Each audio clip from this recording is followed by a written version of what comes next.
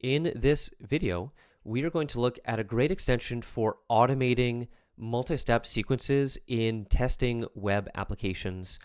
You might be wondering, if you have a bit of experience with Burp, why not use built-in macros and session handling rules? And there are really two main reasons for this. One, those tools aren't very intuitive and easy to use. And secondarily, they have many, many limitations. I think of all of the features of Burp that ought to be reworked and improved, those should be very high on the priority list for PortSwigger, and maybe they'll see this video. So shout out to them. Hey, great tool, love the tool. Needs some work in some areas, especially the macros. But luckily, they have a great extension ecosystem, and Stepper is the extension that I'm going to be talking about today. It is available through the BAP store, as you can see here. As with all my videos, I already have it installed and ready to go. And I have a great example to show off here that is using PortSwigger's gin and juice shop. So let me turn on the proxy here. Actually, let me leave the proxy off for now. I'll just show the login request, but first we have to navigate to that page. So let's navigate to the login page. You can see that there's autocompletes. Clearly, I've already been through this process. And I'm just going to enter test as I did before and intercept that request. And you can see that we have our username test that we entered. We also have this CSRF token, which is interesting. This video is not going to go into depth into CSRF. But just know that this is a token that is going to be validated by the server, and you're going to see how it works in this case. So if I send it once to the server, we get this response that's going to say, oh, I guess there's a test user actually, or maybe this is just the second part of the sequence. But what I wanted to show is that if we go to that request, which you may have noticed I sent to Repeater while going through that process, and if I send it again, we get a response that says invalid CSRF token. So the way that this works is the application is generating these tokens, and it's requiring presumably a unique value, or they have values that they revoke after one-time use. And so when we have already used this value here to send a request, we can't send a subsequent request and hope for the application to behave the same way in checking whether this is a valid username or whatever we're trying to accomplish against whatever our target application is. In this case, I might ask the simple question, well, can we just modify this to a different unique value and try again? And unfortunately, we still get invalid CSRF tokens. So we're going to need the tokens that are generated by the application. Of course, we sent it from the browser, so we know that it did come, the application gave us the token. So in theory, there should be a way for us to obtain new tokens in order to automate some type of attack. But as is, if you sent this request to Intruder and tried to conduct, for example, a username, guessing or enumeration attack, you're not going to get great results. You're going to get invalid CSRF token. So if I turn on proxy, well, the intercept's already on. If I go over to the browser, I hit F5 to refresh the page. Actually, I'm not going to do that. I'm just going to hit enter on that URL to get the login page. And we look at the response here. And if I search CSRF in the response, you'll see that we get a value right there, right? So this is that value, which is a hidden value that is sent with this form when we enter a username. And if I send this to Repeater, probably what we see is that changes every request that we make, right? So there's one. I'm just going to make sure the auto scroll is on here. Starts DIY there. And if I send a request again, this one starts XTM, right? So it's different. So we can use this request to get new tokens, which presumably are valid and can be used in subsequent requests to this login function when sending a username. So if I copy that last token that we haven't used yet and I paste it into here and I send that request, look at that. We have a response, which is what we expect. So this is what we're trying to get to, right? We want to bypass this restriction by sending a valid CSRF token. And without any type of automation to put together that multi-step process, you're stuck doing this manually, right? You're stuck getting a new token and then copying it over into this request and replaying the request, changing the username. And obviously, if you want to brute force something, if you want to send many requests in an automated fashion, that's not going to cut it. Now, you can use Burp's macro tool, but we're going to use Stepper because it's just so easy to use and it's going to work great. And I'm going to show you how you can use it to do semi-automated attacks, to set up intruder attacks, and to use Burp's scanner. So let's start by right-clicking in this first request here, the get request to the login page that gets us the CSRF token, and I'm going to go to the extensions stepper, and I'm going to add this into a step sequence. It's going to be oh, sorry, I want new sequence. Yeah, we want a new sequence for this. So let's just call it login, I guess. So that's a new sequence that we created, and now we can go to the request where we're sending a username in a post, and we're going to go through that same process, and I'm going to add it to the login sequence. And now we have our two requests in Stepper, and so I'm going to navigate to the Stepper tab here, and as you can see here, we have the login sequence, and we have step 1, and we have step 2. So now what we need to do is we need to tie these steps together. We need to tell Stepper what we want to extract from step 1 and tell it where to put that extracted data into step 2 in order to finalize our sequence here. So for step 1, I'm going to click this execute step here, which is basically just like the send request in Repeater, just so that we can look at a response here and work with it. And of course, we're looking for a CSRF token, and there's our value right there. And so the way that this works, the way that we can extract values here is by creating variables that we extract from responses with regular expressions. So I've clicked add variable. It's popped up this little dialog form here, and I'm going to call this, actually I'll just call it token. It'll be our token. And under condition is where we're going to set our regular expression. So you want to put your regular expression here. And the naive approach looking at this, you might be thinking, okay, well, you can go, value equals double quote, and then A to Z, capitalized A to Z, 0 to 9. Those repeat, and then it ends with the double quote. And look at that. I've entered that in, and immediately Stepper has taken that regular expression, and it has extracted a value that matches that.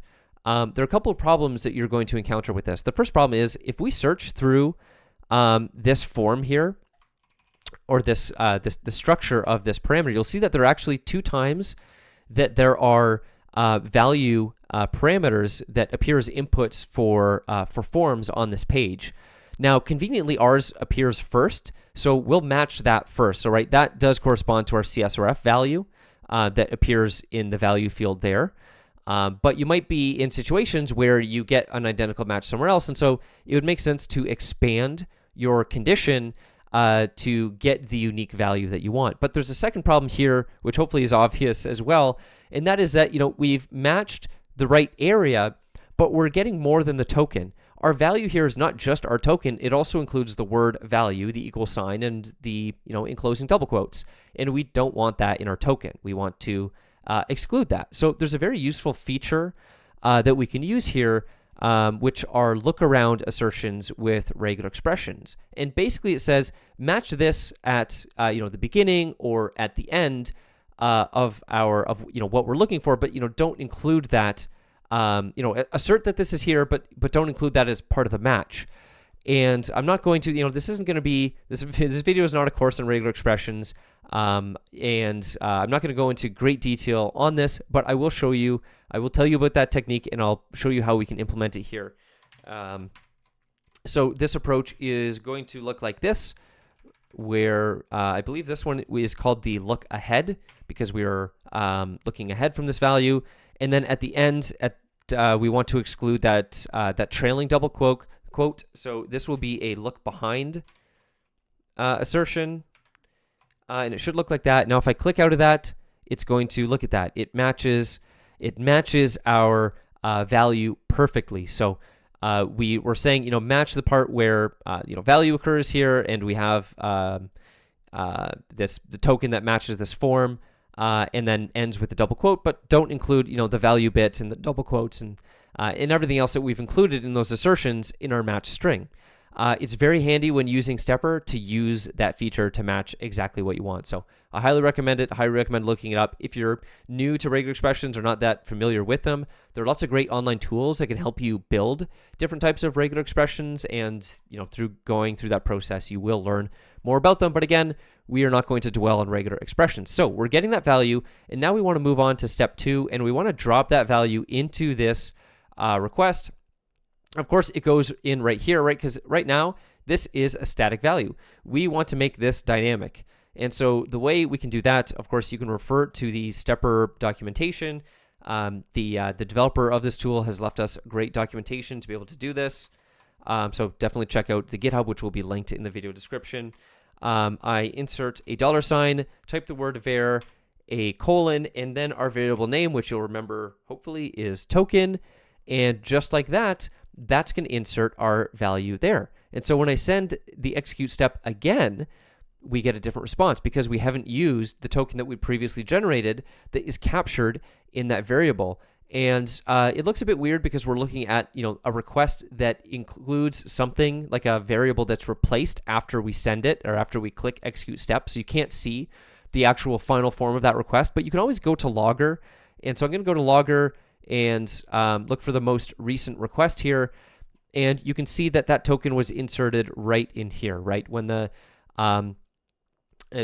logger appears towards the end of the kind of processing chain for HTTP requests and responses in Burp, and so it captures the final request that is actually manipulated by Stepper. So if you always want to if you ever want to check what these tools are actually outputting, definitely take a look in Logger. The exception to that is going to be tools that are using custom HTTP stacks like Turbo Intruder, for example. So let's go back to Stepper, and what you'll see if we try to run this again is, whoops, it's going to fail because we've already used that token, right? We haven't, we're still running these steps in isolation. We're not running them together. And so in order to run them together, there's a button way down at the bottom of the screen here called execute sequence. And if I click that, you'll see it runs step 1 and then it runs step 2. And now every time we run that, we're getting new tokens and the request succeeds. Isn't that great? And now what you can do, if you wanted to, you could just use this to augment manual testing, because now you could modify the username and you could execute the sequence again. You could modify it again. You could execute the sequence again, right? So it's a little bit faster than copying between different requests. But we can also use this with Burp's Intruder tool as well as the scanner tool. So I'm going to right-click in here, and I'm going to send this to Intruder. But there are a couple of modifications that we're going to need to make. So the first modification is going to be to the variable here. So when we're dealing with tools outside of Stepper, we need to reference specifically the variables that we're interested in. And of course, we did name this token, right? So this does seem like it corresponds to our token. But outside of the tool, Stepper also needs to know what sequence that variable corresponds to. So right before the actual variable identifier, it wants us to enter the sequence name, which we can always go back and confirm from Stepper is called login, right? So back to Intruder, I'm going to, right after the first colon, add login, and then I'm going to add another colon, and that should be sufficient for getting our token in there. But outside of Stepper, we also need to add something else to our requests in order to let Stepper know in the processing pipeline of requests that we want this to be processed by Stepper. And so what this is a going to be a header. It's a custom header defined by Stepper, which is x-stepper execute before, and then we want to enter the sequence name, and that is called login once again. Now, there's one other thing that we are going to want to modify, but if it's your first time using the tool, and I've probably done this with my first time using the tool, you'll probably run into this challenge. So I'll show you what the error condition looks like first. So we're going to continue on with the attack. I'm going to set our payload position here in Intruder, and I'm going to go to payloads and see how many usernames. It's a lot of usernames. So instead of usernames, I'm just going to enter like a few numbers, like 1, 2, 3, 4, 5. It's sufficient for our purposes to see how this works. And I'm going to click Start Attack, and let's watch what happens. the viewer's all mangled here. So this is very interesting, right? Because we've set up our attack. We've set it up according to, stepper. It shows us in the request the variable names. But if we go into logger, we can see that, the tokens are being put into those requests, right? The tokens are going in.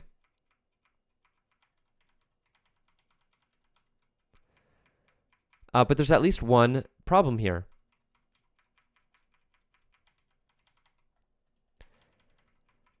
And that problem is that our stepper sequence has a request to get a token, but then it also has a request to use the token. So that token gets used when the sequence is executed. So what we want to do here is remove that second step. So we just have the first step. And so now we're getting the token from this automation, and when we're using it, it shouldn't already be used. So I'm going to discard that, and I'm going to run, I want to go to Intruder, and I'm going to start the attack again.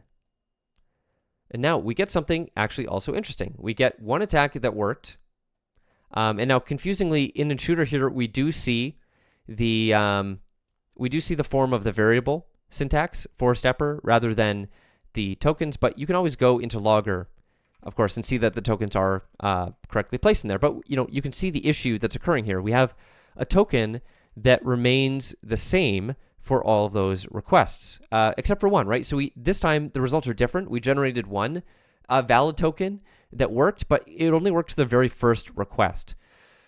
But then it didn't work for the other ones. So what are the problems here? It might be in the way that Intruder and Stepper work together, and maybe here if we go to Intruder, if we go to Intruder and we modify our resource pool, and I'm gonna just call this single concurrent request. I'm going to say just one concurrent request at a time, and start that again.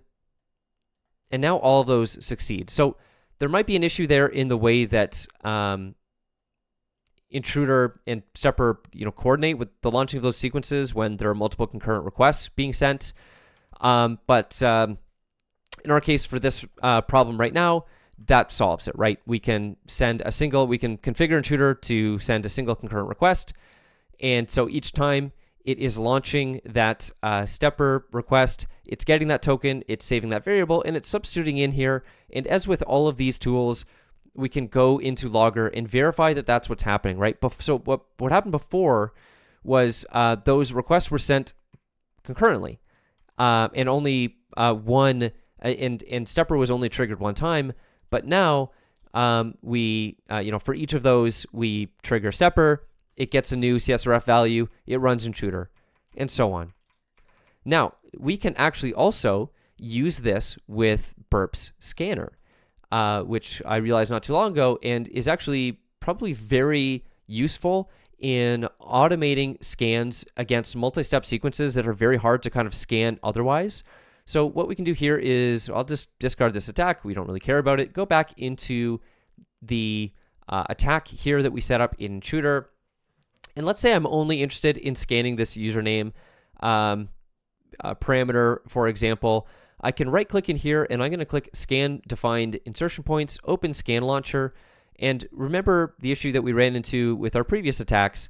I'm going to, under the resource pool settings, set the configuration to the single concurrent request that I set before, and I'm going to click OK. And if I go to logger, we'll now see that scanner is running. And so we have the extension are, actually I'm going to pause it for a second so that we can just kind of scroll this casually. Going back into logger, we see that the extension is triggered, and then scanner runs. The extension is triggered, and scanner runs, and so on. And eventually, we'll see the scanner making regular kind of post requests, and it won't be getting that invalid CSRF token. And in fact, at some point, we should see valid tokens. Maybe we should let it go on a little bit longer.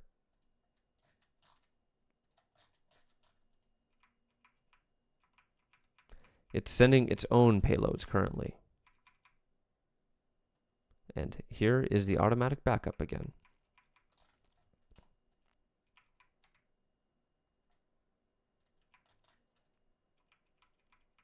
Okay, so there we go.